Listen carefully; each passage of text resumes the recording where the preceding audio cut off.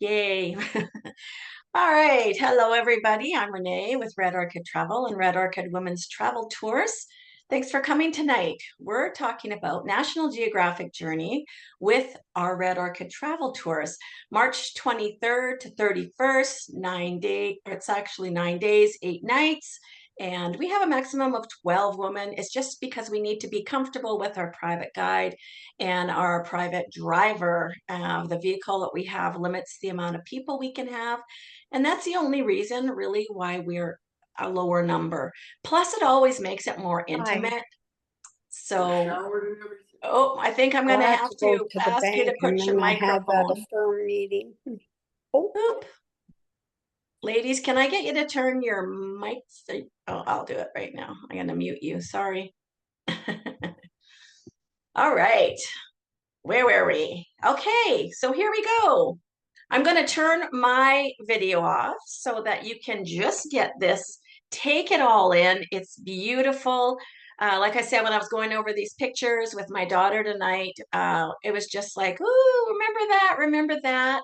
So I'm just going to turn off my screen and get going for you here, except it's kind of not going forward. Why is that? All right, so why Morocco? Everybody says, why Morocco of all the places? You know, there's golden dunes everywhere in the Sahara Desert. You have these bustling bazaars, really age-old remnants of the Roman history and the civilization's past. The aqueduct system, the mosaics are still in place on the floors. We explore way more of Morocco. You go from so many different changes geographically, cedar forest, the Atlas Mountains. It's just unbelievable how everything changes from one place to the other. We meet musicians, we get on 4x4s and they're closed so you don't get dirty. Someone asked me that question. You meet artisans and nomads, and literally nomads. We meet with the gypsies and have tea with them in the desert. So many great things. But you know what? I think the best thing for people is to watch and see these pictures because we're going to roam ancient markets, explore parts of the desert. We're going to definitely go up the middle and the high Atlas Mountains. There is a difference, and there's so much to see and do in Morocco. So, some of the reasons, the geography. The journey, we go through cities, the desert, the middle and high Atlas Mountains, like I said, the Daddy's Gorge. There's always something to see. Where the cities, it's just like coming to North America. They're very vibrant and happening places. And then you see all these other geographical areas. So, you know, you have to kind of shake your head a little bit like, wow, we're still here. The cultural immersions are unbelievable. You're going to get used to mint tea. They put handfuls of mint in their tea, and that is what they serve. They don't drink as much coffee there like North America, so you'll find it a little different that way. And I always tell people, you'll have to be open to cultural immersion because things are not the same there as they are here. Traditional dress, they're very proud of their traditions. Those guys had little bells on and they were ringing like cows. It was quite cute when they were coming towards us. The mosaics. My daughter and I probably together have about 150 pictures of different mosaics, whether it be on walls, floors, stairs. It didn't matter to us. Countertops in the bathrooms, seeing coasters at the hotel. It just went on and on and on. So why travel with Red Orchid Women's Travel? I took this picture from our Ireland tour because I thought it's kind of fun. These ladies are wearing red lanyards like Red Orchid Travel, and they're sporting a Guinness beer and laughing. We are boutique women-only groups. They're all personally hosted and curated journeys, resulting always in friendship, laughter, and sisterhood. So who's National Geographic Journeys? Well, National Geographic, if you were a young kid and you had them come through your home and they were there a month to month for you to look at, you know who National Geographic is. And the journeys are coupled and curated and partnered with G Adventures. So all of their tours are exclusive itineraries. They have insider access. Every ticket, everything that is part of our journey is included in the price. They actually handpick their guides. The guides have to be certified. They have to go to school. They have to recertify every year.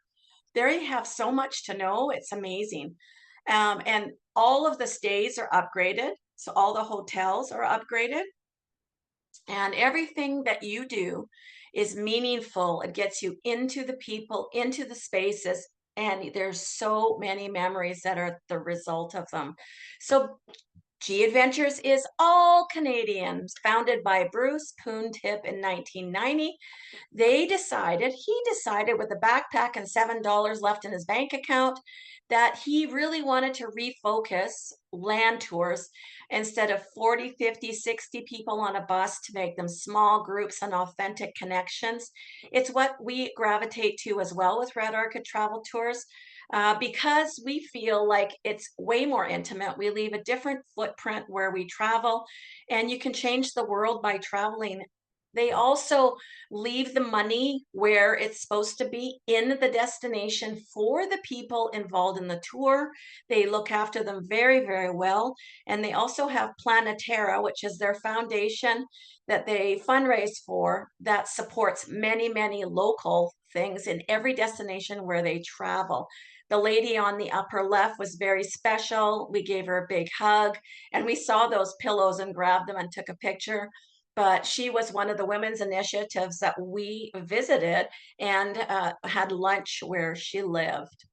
So here's the itinerary. The itinerary is fascinating. We go from Casablanca and we move on to Fez. We move to Mazurka. We move to Tingher, Ouarzazate, and At Ben Hadou. As well, we get back to Marrakech at the end. It's 9 days. It's just enough time to get through these. There's two long stretches where we are traveling quite a while through the day, but there's lots of stops.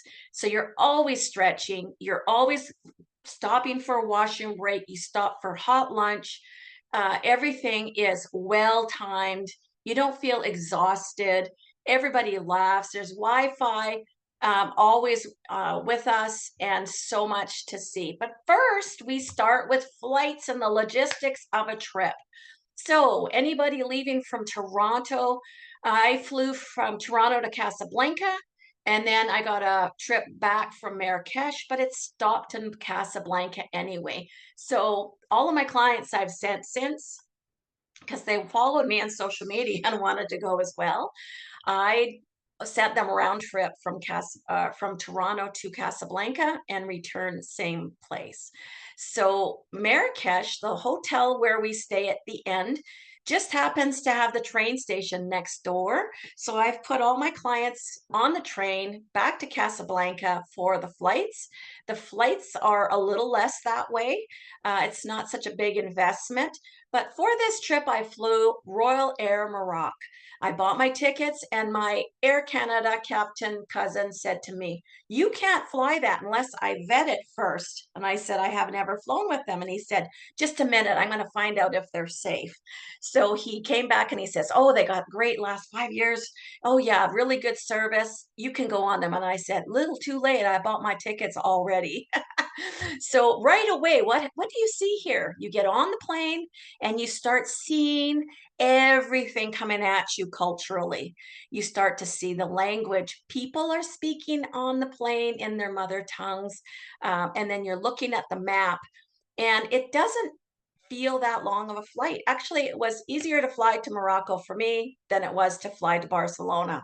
Way easier. Great flight, great staff, great service. They treat you very well. They give you blankets, they give you amenities kits. I can't say enough about them. It was wonderful. So then we have a private vehicle. That's it on the top right-hand side.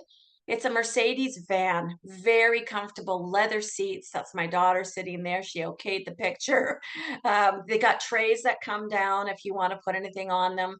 Like I said, our guide, our private guide, gave us his Wi-Fi. So the whole bus was on Wi-Fi. Some people read. We mostly looked out the window and relaxed and chatted, but with such a small group, you get to know each other very, very well right away. It is the best, I gotta say. Everybody watched out for each other. Everybody took care of each other. It was very, very well done to have the small group. Very successful. So there's the train on the bottom right. That's the train that goes from or from Marrakech to Casablanca. It is an extra fee, but we could take a taxi. We could take a private transfer. There's so many alternatives that what I thought would be better is to take the train, and it depends on the flights. It's a nice little train ride, another adventure in the part of Morocco.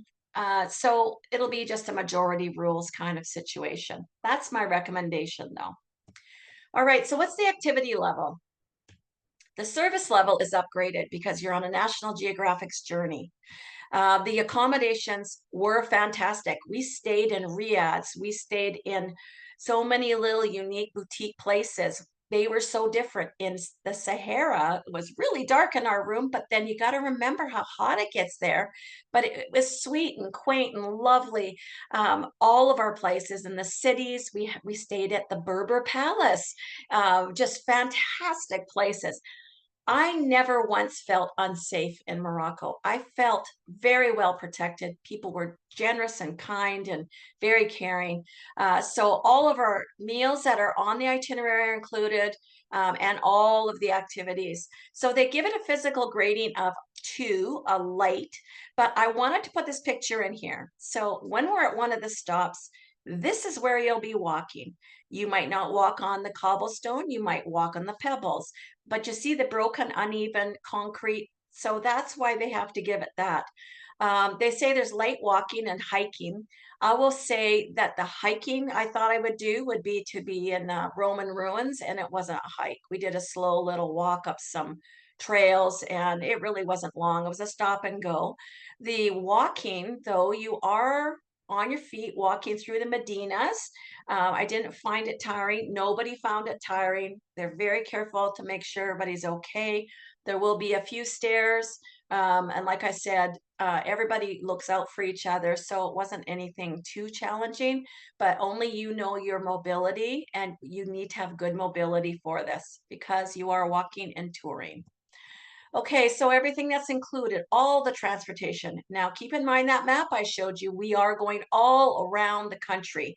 We have the best service. He literally, our driver picks you up at the sidewalk wherever you go. You don't have to walk far. It's fantastic. We have additional guides in every area. I counted 6 in total. We have a 4x4 ride through the desert that's included, and it's got a purpose. It's not just a wee, let's go in the desert. It's actually a purpose for that, to go and get educated on how you don't really have to die in the desert. There's water if only you will find it. And they take us out to different areas where they actually are gardening, and they have great water supplies. And I see I didn't correct my itinerary. My apologies there. And breakfast, forgot the tea. Anyway, meals on the itinerary, all the breakfasts. There is a lunch and there is a dinner. Okay, so currency. Here's the currency. That is the Moroccan king currently. He is freshly divorced, which is a no-no in the Muslim world, and he really wants women to be propelled in the country. So they do call their country the New Morocco because he has made so many initiatives for women, so they don't live in poverty. Because I don't know if you know the Muslim religion, it is a man's world for the most part, just by tradition and by history, though I'm not saying that that's what it is today. But when a man dies in tradition, his family get the hit all of his wealth. So the house, the car, everything. And if they're very, very traditional, then the wife and children are left in poverty. So this new king has got all sorts of things he's doing through Morocco, so nobody is in poverty. So they use the Moroccan dirham, which is here, the MAD. So Canadian travelers like us, I thought, do we bring euros? Do we bring US funds? Do we bring, you can't buy the Moroccan currency in Canada. And if you can, it's very, very hard to find.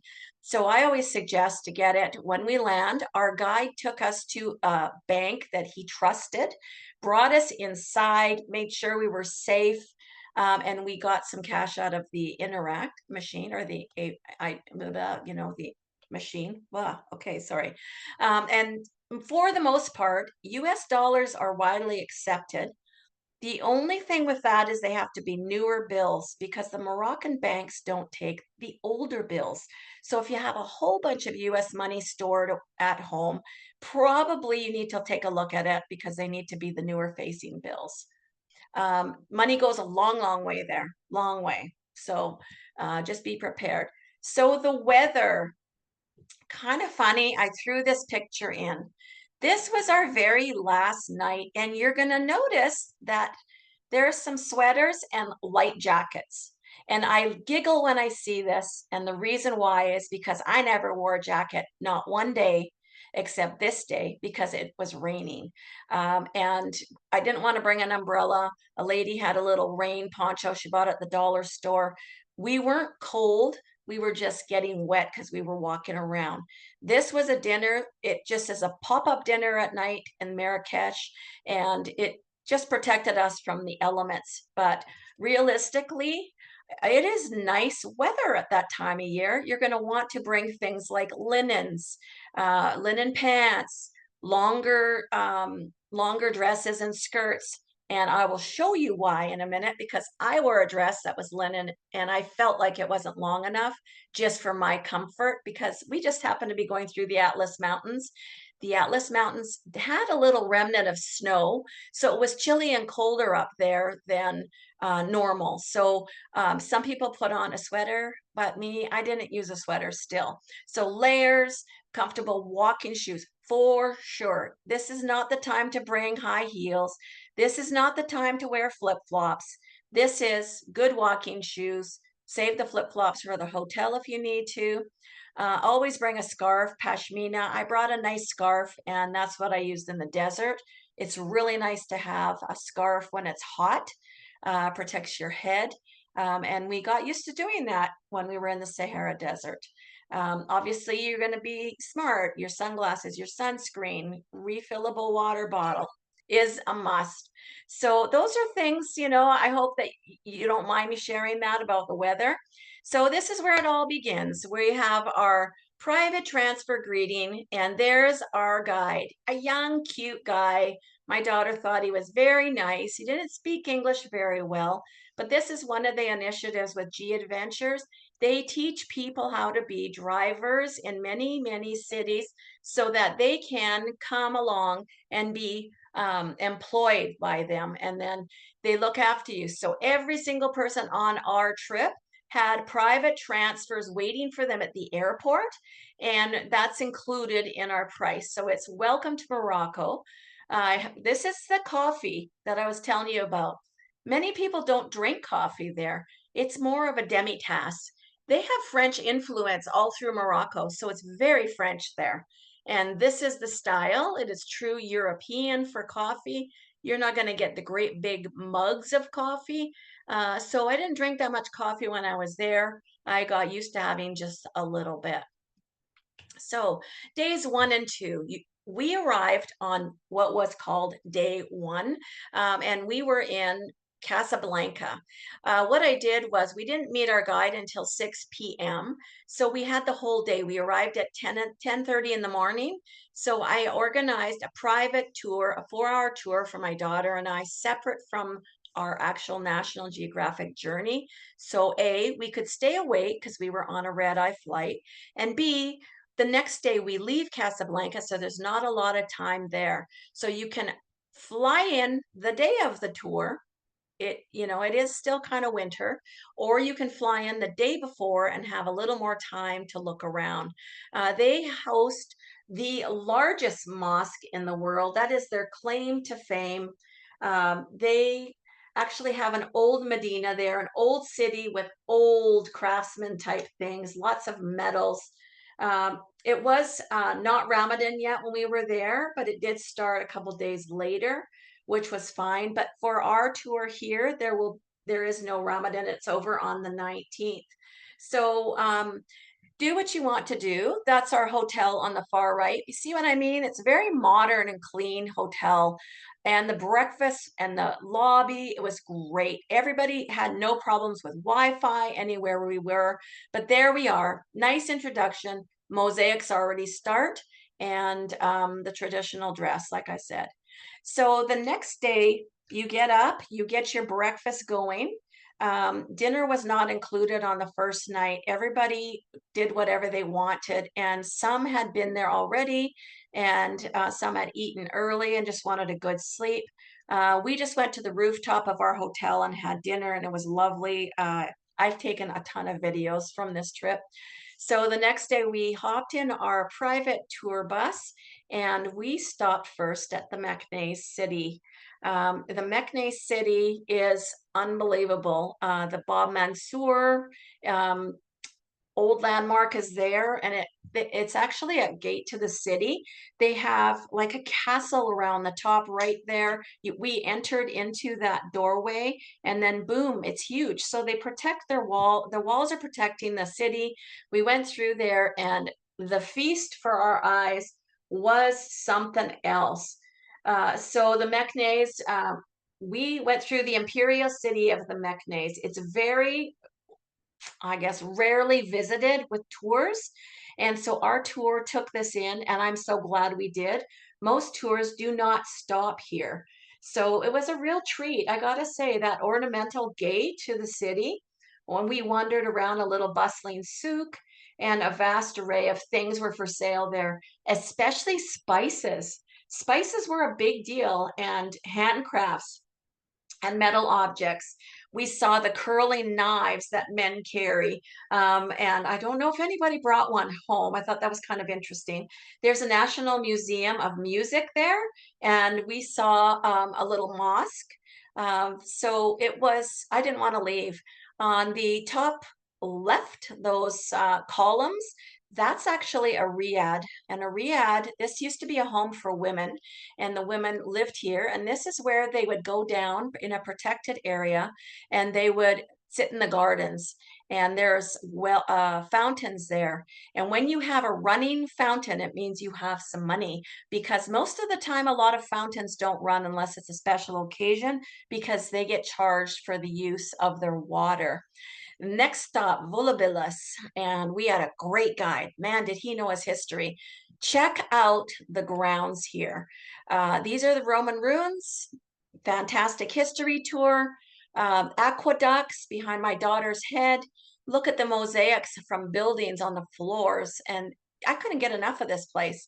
It was something else, and it was riveting to the point where everybody was stopping and just silent. We were just gulping it in, getting used to the scenery, and wondering about what happened, because it was a bustling city, and then eventually people moved on. So then we stopped at another stop on our way into Fez, and this is Our Ladies Afro Association community lunch included with our itinerary. We had the most fabulous lentil soup and tangine chicken, ceremonial tea. Boy, was that something to watch her in all these little vessels she had, and then they serve the tea. So this is a women's initiative.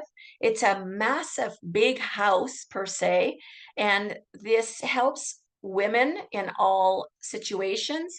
Women who had to leave an abusive relationship, women who had children with disabilities, young pregnant women who weren't allowed to any longer stay at home if they were very traditional. Most are more modern now and don't do that.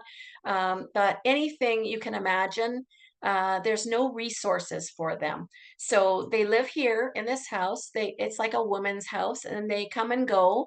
They help them get on their feet, and they all cook lunch for us on our tour. It was wonderful. And she told us all the things she's done, and she's helped people with her own money. This was her own home. And I just went up and gave her a big hug after, and some people donated some money towards the home. So then we keep going. So day 3, here we are, we're in Fez. It is spellbinding, to say the least. It's a world epic. Well, Volibus was a UNESCO site, and Fez is UNESCO. You look at the center picture of the roads with the cars. Now, that is the older Jewish quarters. There was a lot of Jews living there for years, and they still live there. And they have the colonial style architecture.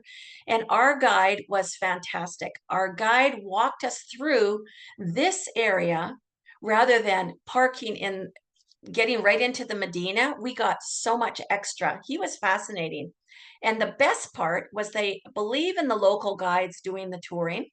The local guide lived there, which was even more fascinated. His wife had like 10 generations that lived in the house they live in. And when you look down these alleyways to the right, to the left, it doesn't look like anything. But after you go through a doorway, there's beautiful palatial homes full of mosaics, fountains, courtyards, trees. It's beautiful in all these places. He showed us his home, so it was very neat. To the left, you'll see there's a person walking there, and they have these hooded gowns. Those are the Berber people. You'll learn a lot about the Berber people. They lived in the Atlas Mountains. That's what they wear when they go to their church. The man in the middle, he is an old traditional artisan baker, and we were watching him bake bread. It was unbelievable. It seemed archaic to us, but it was generations old, and everybody goes there before 9 a.m. and buys all his bread. So he had to make more just to show us. To the right, you'll see these alleyways are pretty good, but they start getting, different. They it's like they add on and add on and add on to the point where there are 9,000 winding streets just like that in Fez. If you don't know your way around, you probably will get lost. Will the GPS work through there? I don't really know. And all these streets sit in 365 hectares. So the picture to the upper right, I'm sitting above Fez, where we are. That is the 9,000 little alleyways throughout there. The picture below, again, was the gates to the city. And the picture to the left shows the contrast of what we're looking at, tops and bottoms. But there are 350 mosques in this city, which is amazing because it doesn't look very big from above there. It doesn't look big at all, but it's a World Heritage Site. And you skirt past donkey carts as you take in all the sights. You see colorful mounds of spices and vividly painted ceramics. And there's so much to see in here. Our guide takes us to the meat shop, to the cheese shop, to another lady making her breads. And it just goes on. And we end up here at the UNESCO Heritage Site of the Tannery. There are men walking around. If you can see them there, they're walking around, and I didn't see the colorful dyes that I've seen in pictures. They were doing all dark colors this day. Of course they are. So you can see above, they have a leather shop. They have hides from cows and all sorts of things in there, and they dye them. So these are dyeing pots. They dye 28 different colors of leathers so that we can have our purses, our wallets, our shoes, our boots, all the things, and they are worldwide renowned. Um, it's a highlight for sure in Fez. Men work really hard. They have to treat and dye, they have to clean and treat and dye these hides, and you can take some time to shop. It's old, it's got so much charm and character. So that was really interesting. I've got the man going through the alley again there. I think he was a man, I can't remember. Um, but what a contrast to the left of that. We walked in and there was an auction going on. So people go there. It's like, when you ever go to like a swap meet or a garage sale, people meet here once a week, and it's like they have a garage sale. They bring things they no longer need, and you get to bid on them and take them home. So that was very fascinating to see that in play. We had lunch there, and lunch was in the center, and they brought all these little bowls of all these little things, and It's food that you probably have had, but not had this way. And I have to tell you, I loved all the food. And I'm not a big olive person, but I really liked what I ate because it's fresh. Dates, fresh and delicious, unbelievably delicious. And they have them mixed in with walnuts. They're unbelievable. But the olives, every variety you can think of, our olives are old when we get them. They mostly come from Europe and all over. Morocco is a huge supplier of olives. So we followed our guide all the way through here for about 3 hours. He showed us so many good things. And then where we had the lunch there on the far right, those were the nooks where you go in and have lunch. More mosaics. Wherever you look, there were mosaics. The highlight right after, no, there were many, many highlights. Let me just say, another highlight was visiting this pottery to mosaic factory. I loved watching all of these guys throw the mud on the wheel. And they took so much pride. All of their designs are their own. They are allowed to create designs and they're like artists. They get paid very well. And all these things they'll ship to your home. I really wanted a fountain. I thought they were neat. But on the far right, they have metal smiths there. That's all metal woven in between all of those really neat colors of mosaics. So then we're going to hop in our private guides, our bus again, our private driver, and we're going to head through the Middle Atlas Mountains. But they don't really look like mountains. We're going to go through cedar forests. We're going to see sheep on the road, sheep in the fields. There were no fences, so they were just sort of meandering and all over the place. There's even a ski area, but it's actually skiing through the desert. There's no snow in this area, so they do snowboarding in the desert. We're going to drive by lots of palm groves, zigzag through valleys, and up into the majestic Sahara sand dunes. And you can keep your eyes open because there are some small Barbary apes en route, like monkey apes. They are en route, and you can see them farther away. But the convenience of our private vehicle, I can't say it enough. It is wonderful. So here we are. We just arrived at the Sahara, and they had tea for us on this patio, and we looked out to this view. I got my key, and I'm looking out, and it's like we're on the Sahara Desert edge. This is fantastic. Uh, Now, the camel ride is not included on our tour. However, all of the camels, they live at the hotel. So we all negotiated a price for that on our way through using our guide's phone and made a reservation. And every one of us on our tour decided, yes, we're going to do this. And we walked up and down. I actually FaceTimed my husband from the top of that hill so he could be with me and part of this tour. And we got to have the tea there afterwards, and it was one of those moments that was just spellbinding. You're like, we just rode a camel in the Sahara Desert. They do ask you to wear. They don't ask you, but it is advisable to have a scarf. If you don't have a long scarf, you can buy one in Fez. My daughter bought hers there for 10 US, and she loves it and wears it all the time. Um, because in a moment's notice, look at the sand now. It's all rippled like the bottom of the ocean floor. It gets windy very, very quickly, and you want to protect your face. We were not uncomfortable. This was the next morning. We got up very early at sunrise and we watched that sun come up. And we just stood there and sat there. That was part of my shoe on the left photo. And we just took it all in. It was wonderful.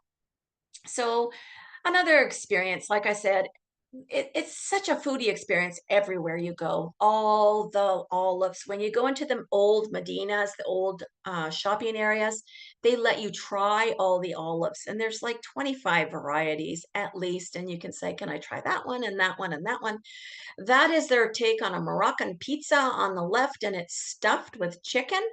In the center, those are actually the freshest dates with walnuts. And one of the fellas on our tour bought a box and passed them around until they were gone. And I even convinced my daughter she had to try it. You know, she had her nose turned up just a little bit because she hadn't eaten fresh dates. But they're old here in Canada. So those, yeah, you can't compare them. That's also my tangine chicken in the middle. It comes in so many different varieties. So the foodie experiences are great. We hit lunch later after we left the desert. We had our 4x4 ride going to see all of the Sahara areas through the dunes. We went to a mine en route. They showed us the where everybody was allowed a parcel of land and they had the water running in between. And it was just what I saw in my high school books. It was great. And then we headed along, and I don't know if I have a picture here. I probably don't. We kept going. We went and saw musicians, and it was so much fun. I wish I could share the video. It just doesn't do well on here. But we had these musicians, and they had like these tambourine things, and they were dancing with their feet with bells on them, and they served us mint tea, and everybody was dancing. It was very, very fun.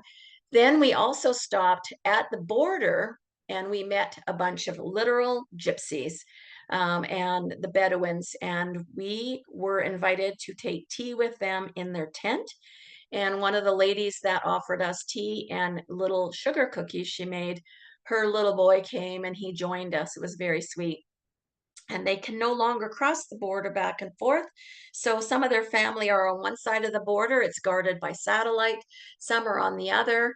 And they like to welcome people and share their lifestyle with everybody.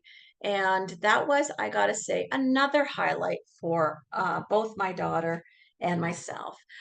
This is actually day 6, what's showing here. We're on our way to Tingher and Kwazazet. Now, Tingher is dramatic. It is a gorge. You can see on the right, I've got other ones where we're walked by the water. You're down in the valley. So there are a couple of little hairpin turns to get down there. Nobody felt any motion sickness. But we were up in the mountains, down the valleys, and the Daddy's Gorge is really neat, very unusual rock formation. It's almost looks like fingers, you know, and just we were saying there's a face, there's this, there's that. But they say it's like the route to 1,000 kasbahs. And kasbahs used to be just walled in cities. And we actually stopped at a kasbah and we got toured through it. So you could visually see how the people lived, when they were guarding, you know, where the little holes were, where they put out guns, how they handled being the Foreign Legion, you know, the strongholds. And then we moved on again to a market. And so we went to a market. We saw lots of people selling fresh vegetables. Oh, and they were good. And then we finally went to Kwazazet. Kwazazet, don't ever forget that. Kwazazet is the Universal Studios of Morocco. Yes, many, many movies are made there. Currently, The Trojan Horse was being filmed with Christopher Nolan's novel coming to life. Look for that in a movie theater in the near future. Lawrence of Arabia was filmed there, The Mummy 1 and 2. Many, many, many movies were filmed there. So it's amazing. They have water and greens and palm trees, and then they have desert, and then they have mountains. So we saw them using a crane to pull in the Trojan horse over the gate. We saw them put up Roman columns in there. So it will be quite a movie. We couldn't go into the set because they were obviously putting it together. Now, remember I told you you want to wear a little longer dress if you like to wear a dress that's linen or a longer skirt. This day, because we were going through the mountains and everything and going in and out, I felt like I should have had a longer dress. Not that I cared, but I probably would have been more comfortable because it was starting to get cooler, although it wasn't too bad for me. Like I said, had the best cup of coffee in the middle of the Atlas Mountains.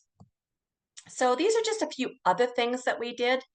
To the left, the buildings we went in, the scenery. This was a boarding school once upon a time for boys, and they have all these lookouts. So they would look down into the center of the courtyard to see where the boys were, what they were doing. The middle, we went through an apothecary herbal lesson class. It was, oh, fantastic. You can imagine all these herbs and tinctures and things they did, and they sold lotions and essential oils and all kinds of things, and everybody was right into it. They did a whole bunch of cool things in front of us. To that next one to the right over, that was a kasbah that we went through and had a tour through there. And then on the right-hand side, those little Renault cars. Funny thing, they followed us everywhere, and we didn't know what they were. And our guide explained to us that every year, uh, people from France, university students, they fundraise until from September onward, and they bring medical supplies and school supplies. They fill up the back seats of these vehicles, and they are sponsored. So they all have, papers and magnets all over the cars. On the top roof of that orange one, they had some extra tire, and some um, other things where in case they got stuck. But their job is to go down to the Sahara Desert, and they have a place there where they donate everything. So they come down, they take the ferry over the Gibraltar and come into the Morocco, and they speak French, so they understand everybody and everything. And it was really neat. They were all different colored cars, and we'd see them at gas stations, like 20, 30, 40 of them going by us all the time. So count on that for next March. Very, very cool. There's a market right in the middle. This is how people sell their wares. They're farmers, they sell their wares like this. To the left of the market, that is where we were treated to minty, of course. It's the hospitable thing to do, the hospitable thing to do. And these are some of the fellas who were dancing for us. Very, very neat tradition. The herbalist lesson was very neat. And then on the far right, that's outside of the Casbah. So you see, it's a very walled city. We were up on the rooftops getting the view of the city. And these are very old, old cities. Our guide was in the front, scratched down there. He was very good. They all spoke English very, very well, everybody. So no language barriers, nothing. So Kwazazet. So here is another, it just goes epic, epic, bigger, better, best all the way through. Kwazazat, the Universal Studios of Morocco. Oh, if you watch, oh, what's that show called? I have to think about it. Okay, sorry about that. This is another women's initiative. They do carpet weaving. These women, a lot of them are widows or younger ones learning the trade. They have their own weaving looms at home that they can work on as little or as much as they like. And it's their personal patterns and designs that are in the carpet. It might take a month or two to create a carpet, but these carpets will last a lifetime. They're reversible, and they do reverse them. In summer, they have the bottom flipped up, so they're cooler because they're made out of wool, and they card their wool. They do all the things, and a lot of our group bought things and either brought them back or had them mailed back. But in the center, you'll see we were looking off the patio of this women's initiative, and we could see the city that they were trying to get together. So I know the show.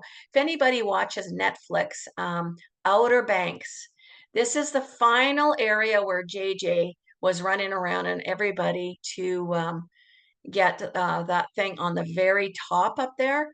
So I won't ruin it, but this is where they had the scene, the whole group. So here we are, day 7 already, and we're in Marrakech now. Ouazazette's not too far from there. All of our hotels are very comfortable. This was the smallest room that we had, I have to say. But look at the unique headboards, again, tea, and just the unique architecture. You don't see that in North America. It's so unusual that we can't have that here unless they're in a Muslim church or something. But I couldn't get enough out of all of that. We went through the high Atlas Mountains to get here, which was 2,200 meters above sea level. There was a tiny bit of snow, like I said. breathtaking views, highest peaks of Morocco. You can see all the way over to France on a good day. So UNESCO heritage sites everywhere.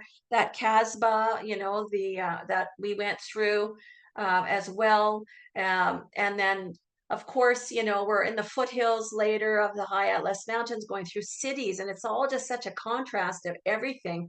Casbah houses are still being used and purchased by families where they live.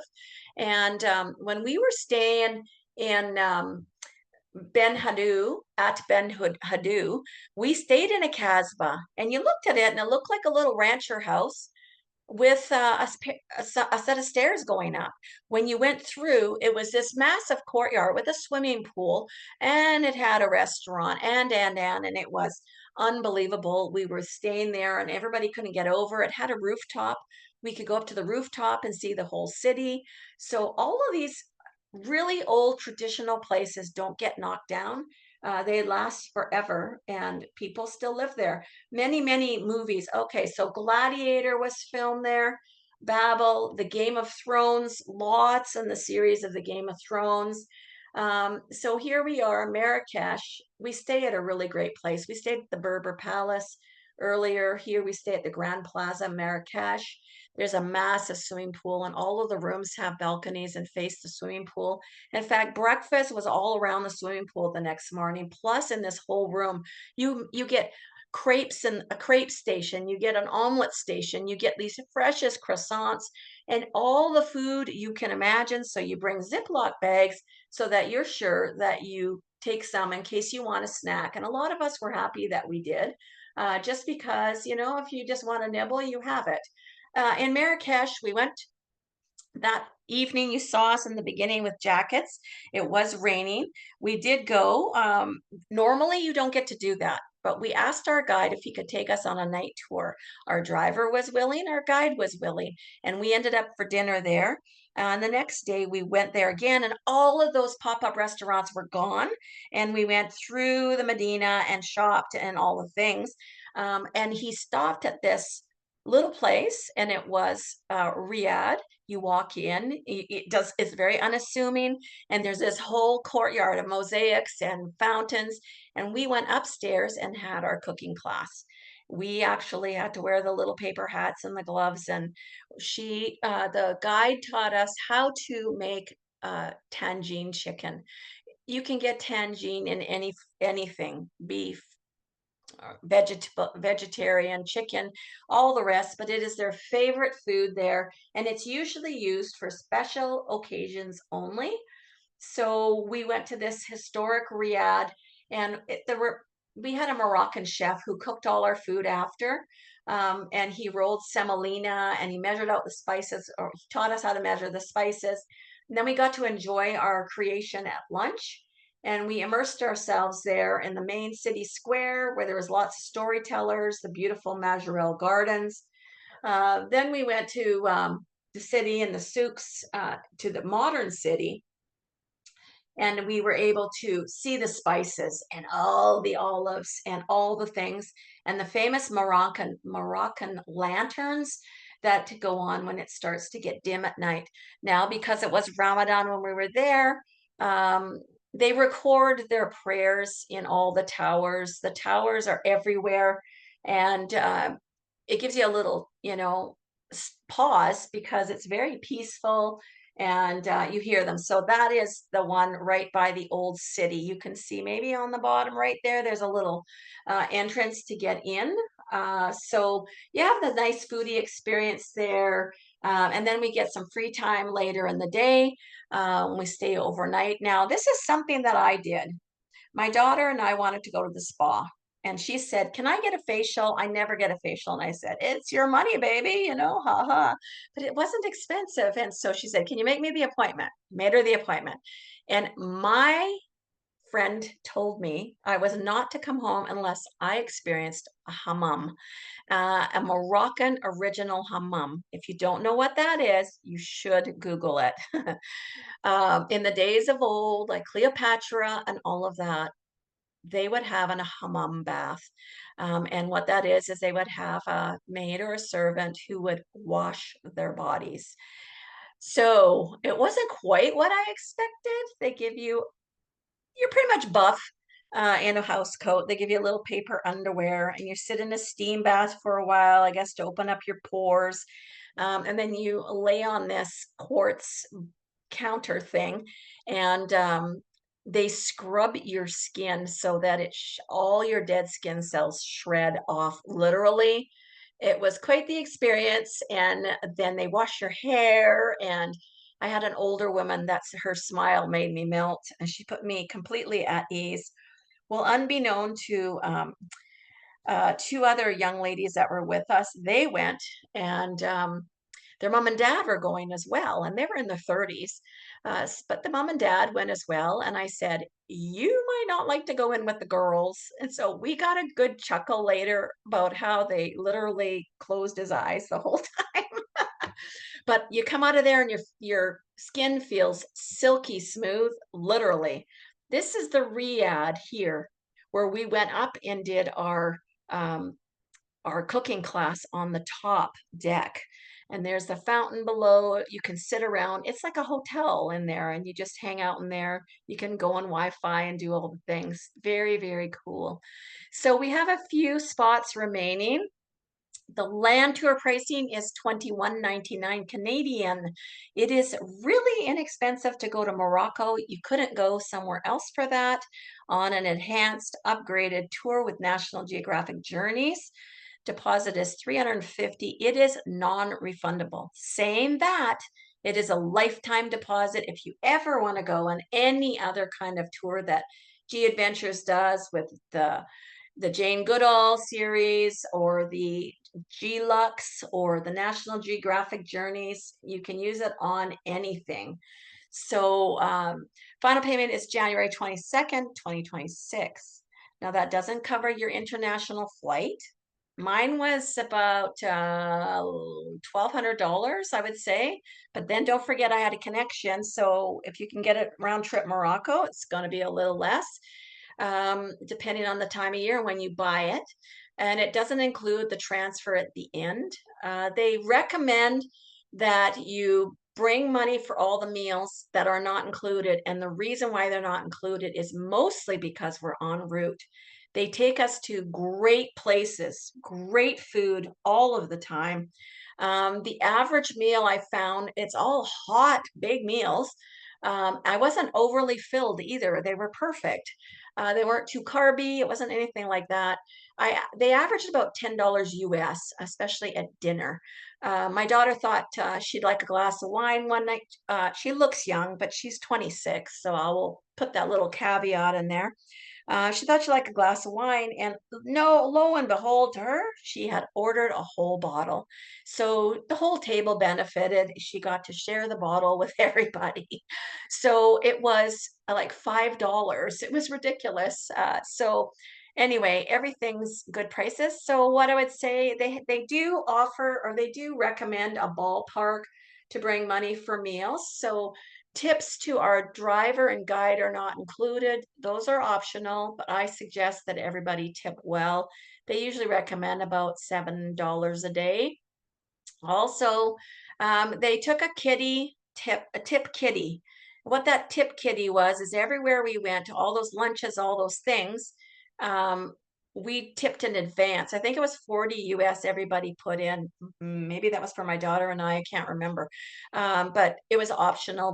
But we all chose to do it. And then our guide, saw what he was doing. He did all the tipping for us everywhere we went. So he gave the donation to the two women's initiatives, and we donated to all that stuff in the little kitty. It was wonderful, and you felt like you were really contributing to everybody there. So thank you everybody for your time. That's how to get a hold of me. It's a women only trip. That is a swimming pool at one of our hotels. There were lounge chairs and beds all over the place.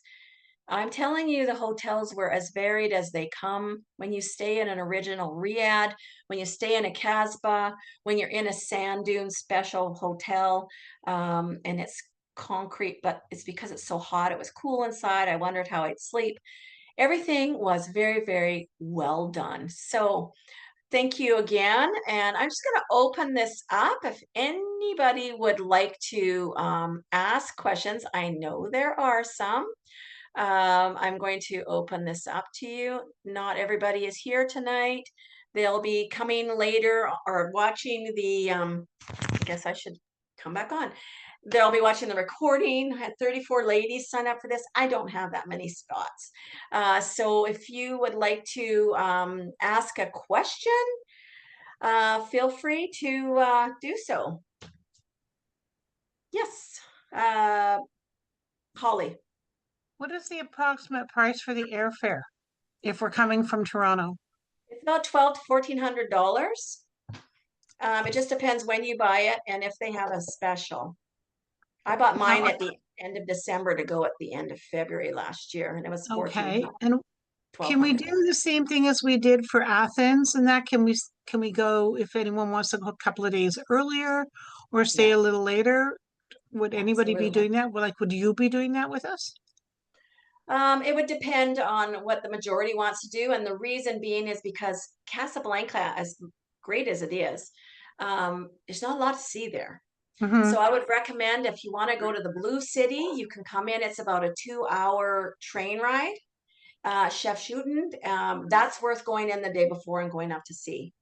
Other than that, I did a 4-hour tour around Casablanca, and that was like good enough. It's a big, bustling city with old little Medina, and we saw the big Hammam Mosque. That's the biggest, world's largest, and all the things they were proud of. But I felt like I had a good overview of Yes. Casablanca. Oh, thank you. Karen, Thanks. Hi, All Sue. right. Okay. Bye-bye. Oh, jeepers. I was already unmuted. Oh, my goodness. see you have your hand up. Oh, yes. I'm just wondering then, so it sounds like we do our own airfare there and back. We do. If you would like to, otherwise I can help you with it. And it just depends when everybody goes. If we could match people up to a day that they want to go in, it's nice to have company. You do get the free transfer when you get there. And I really like that. I felt like it was a welcome to the country. He came in, he was waiting with his sign with my name on it. And I thought that was a very, very nice touch. Mhm. So Yeah, I'm just definitely. wondering if we're all going separately then, how will they know to come and pick us up? I give them all the flights Okay. and they're there and they take you directly to the hotel. And we don't need special visas or anything? No, No. It I Okay. is didn't. fun to fly over with a whole bunch of us. Yeah, I mean, I try to get as many that want to come on. If someone wants to go on the day before or someone wants to go in for the day of, I'll just try to match everybody up. It's great fun. Yeah, Hi, the trip was Susie. well done. Susan, did you have a question? Oh, Unmute, you're unmute, mute. Susan. You're muted. How many solo rooms do you have, or what's the difference for solo price? Solo pricing is $13.99 more Canadian. It gives you your More. own more. Yes, it's always more for solo supplement. Unfortunately, it seems Yeah, silly, I but know, we know that. takes up the room. Yeah, so we're allowed a maximum of 7 solo rooms in our group. Okay, All I'm right. really interested. You know, there's This one thing I really looks didn't good. say. I didn't say this, but you must have got it seeing the presentation. You are living out of your suitcase. But you can steam and do all the things to your clothes. I brought lots of linens. I didn't find I wore a ton of clothes. We all did pretty good on what we had, and everybody dressed accordingly, as in layers. Like I said, I wasn't really cold, just we had rain that last night. So it was very well done. It was 70 degrees in the daytime to 75, which was very nice. Yes. What's the electrical gonna be like? You know me and my CPAP, right? Yeah. So Because they I do have my battery pack too. I did use my adapters when I was there. And some of them have the USB port in there so that you Yes, I can, did have that for my yeah, adapter. So that would work the same way then? yeah. Okay, so I'm not giving it back to my friend. This is staying at my house. There you go. Susie, Yeah, we can talk. If Susie, they're I mean, because I was thinking I wanted to go too, as you know, but now I don't have, I'd have to go solo. So, Susan, if you're still thinking about going solo, No, I don't want to go solo. I can't, I'd rather not. well, this is it. I don't really want to either, but I mean, we can chat. We know each other from tall good. ships, so Awesome. Yeah, okay, well, we'll talk. we can talk offline. Okay. Kathy, did you have any questions? Yes, it sounds like we should have cash and not credit cards then for any shopping or meals. I used credit card at every meal. And the Oh, reason okay. reason why I did that was because I wanted to save my cash. For Um, shopping. unless it was a place that was really small boutique and I just wasn't sure. So I got cash, but I didn't have any Moroccan cash when I arrived. In fact, I got euros. Thought I was being clever. I got US funds. And our 4-hour tour, the private tour that my daughter and I had with a private driver, he stops at the Medina and says, "You guys want to go look through there, and take a look. I'm going to sit here and have tea. You take your time." And when we come back, he orders us tea, and I went to pay, and they didn't take US and they didn't take euros. So I was like, I got paid. So our guide took us to a bank. That the next morning before we left Casablanca, he took us to a bank that he trusted, and he brought us in one at a time and helped us get through everything just to get Those cash. Moroccan dollars, Yeah, Moroccan dinar. Yeah. dinars. You can't get them here in Canada anywhere. Oh, Yeah, you have so to you get have them to get over them there. at the airport, or Over there. Yeah. US dollars are fantastic. You might not have heard that. They just want the newer bills, not the older ones. The banks don't take them. So our poor guide had all this tips and he says, "I just need newer ones, please. I can't take these to the bank. They don't accept them." what do you mean by newer ones? Like crispy? Crisp. Yeah, crisp. No Yeah. way. Yeah. Fraud, I guess. Any more questions? Yeah. And the camel sunset cruise, how much? Not cruise. It's not a cruise. It's a Camel ride? It's a sand cruise. The camel ride. So it was 10 US and we jewed them down from 15, but we all gave a $5 tip. So that's how we worked it. So it was $15 each, basically, Yeah, including the yeah. tip.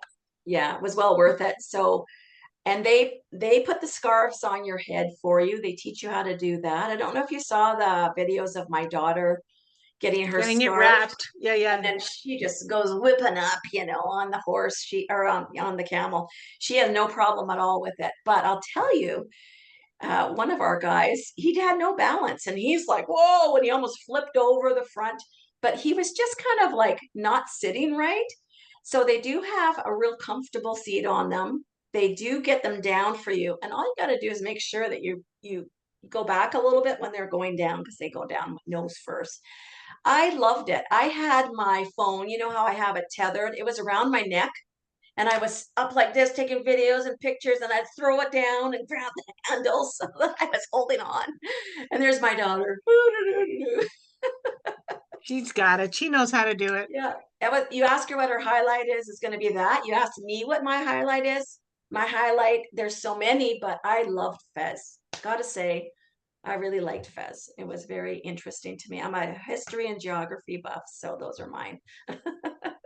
But the history and geography was everywhere. I can't wait to see that movie when it comes out from Christopher Nolan. Oh, that's right. You were telling us about that. Yeah, it was very neat. Whitney, I know you have a bunch. A bunch of what? Questions. Well, I'm just looking at flights right now. Okay, you can go Portugal Air, you can go Royal Maroc, but there's so many that have connections. And the reason why I went Royal Maroc is because it was suggested to me because that is their specialty. And you go to Terminal 1 to check in Toronto, but they bus you over to the terminal where Transat is. Yes. But their section is unbelievably wonderful, and people were just waiting in real comfort there. They do, this is another thing. So I mentioned mobility. They do at the other end in Morocco, both ways, go down the stairs on the tarmac, and you go into a bus, and then you get brought to the terminal. So there is no ramps there. So you got to be able to go down the stairs. I had carry-on like usual, and I could go, the stairs didn't feel as steep to me as some other planes do, to do that. And I was very comfortable, and they help you. They're very good. They really like older women. They want to carry my suitcase everywhere I went because of the color of my hair. They're like, can we help you? Can we help you? So actually they were very kind and very polite. And if I recall correctly, you said the flight is 5 hours? How can that be 5 hours? It's all the way on the other No, side. it says 7 hours. Like, Correct. This one yeah. does. Well, there's a time change in there. So it was Yeah. actually 5.5. Now, when I was there, it was also Ramadan, and they changed the clocks again the day we arrived. So Ramadan is over on the 19th. So you will find people very, very happy when we're there because they fast for a long Mhm. time. And they're not even allowed to have a drink of water during the day, only until after prayers at night. Unless you're a senior or ill. Or pregnant. Or you had carrying babies. Yeah, but they really like you to follow if you can. So, you know, we didn't have any difficulty going anywhere. I've been to other countries where you're not served liquor at all anywhere, but they were fabulous there. The bars were open. If anybody wanted to have a Bailey's on ice or something like that, no problem. So So the like flight I said, so the flight's how long? I mean, I'm getting to, as somebody said, it was 7. okay, Was that you, Whitney? there's an hour and a bit time change, so it would be like it's under 6. It's door to door, so loading, unloading, everything. That's how long it takes. It's actually shorter than I thought. In fact, that red eye felt like a red eye because you don't really sleep because it's already morning when you get there. I found it was about 20 minutes from the airport where we got driven, and he told us things along the way. And it was very nice. I got to say, I really thought that was a nice touch, that private transfer. So you don't feel unsafe. I had a client. She was going and wanted to go. If you saw me post on our women's group, she wanted to have somebody to join her on the same tour, and I couldn't find anybody, so she said, I'm going alone. And a week after I got home, she was on the same tour, and it ended up she had the same guide, and it was just like I said, take care of my client, And I've had others go, but they haven't had him. He was fantastic, and she had the best time. And then I put her on the train right away, knowing that train was right there. So we sent her Casablanca round trip. So it's good. But the worst thing, okay, the thing I didn't like about going over there was this.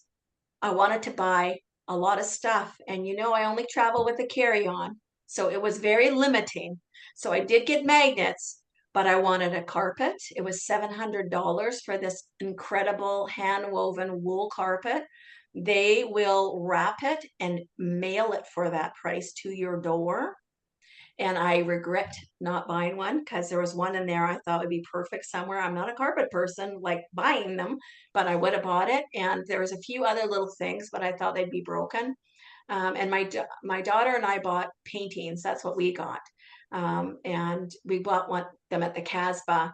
So she got one of Camel's, at sunset, and then I got one. It's in Fez. It's a beautiful, colorful one. And the Berber people and how they live. And our guide lived in the High Atlas Mountains, and they were just dirt poor. So you're learning a lot about people, and you're learning firsthand what they were like. Our driver was 34. He had braces. He was the cutest guy, and he was engaged to be married in 2 months. So everybody tipped him pretty nicely so that he could, have a nice buff there.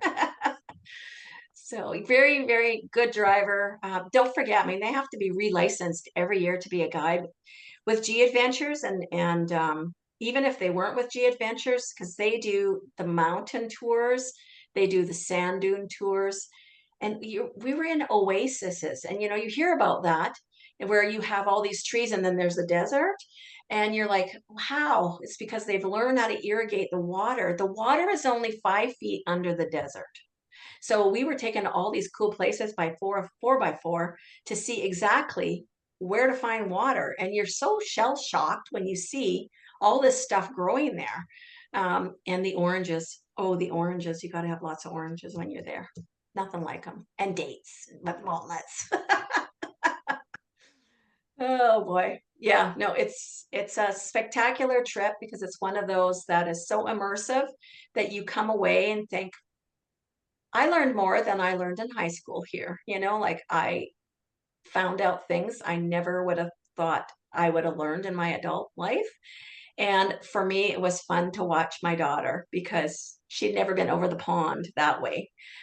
She'd been in the other pond, but I took her. And so it was a real immersive place for her. And we had two 30-year-old girls with us too. And to watch them was real fun. They really had a good time.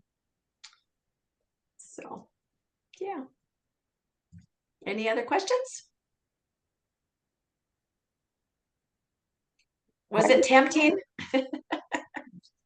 I was just going to ask, if I can't find a friend to go with me, would you be open to having maybe another single person contact me? Absolutely. I did have a lady at our dinner the other night who's really interested, and she would need a roommate. I can tell you that already. Okay. So, I always will field out for you if you want and help you. I can't find your perfect roommate, but I can find your roommate. And keep in mind that you're not in the hotel all the time. You're busy exploring and adventuring. And, you have to lift your chin up off the floor every day because there's something magnificent every single day. When we went into our little herb class or whatever it was like the apothecary store, and they're smashing rose petals to get the flavor out of it, the oil. And then put it into their little distillery and then showing us the end product and all these jars everywhere. We were just like, and then all the meals and having all the different foods. I always felt like, how some countries things are really heavy, and I expected to have really heavy food. It was not heavy food. It was great. So that was another good thing. The cooking class was fun. It was fun to participate in that, and lots of things were participation. What about Okay. dietary restrictions? They will look after you. There is something for everybody everywhere they go. We had somebody that was a vegetarian, so tangine chicken didn't go very well. There's a lot of things like that, but every place had something for everybody. Gluten-free, so there's a lot of, so that is definitely one you mark on your file and you make sure that they know it. And the guide calls ahead to everybody and makes sure that you're safe. All righty. Okay, thank you. All right. Okay. I have recorded. I guess I'll stop recording now. I'm so glad I recorded.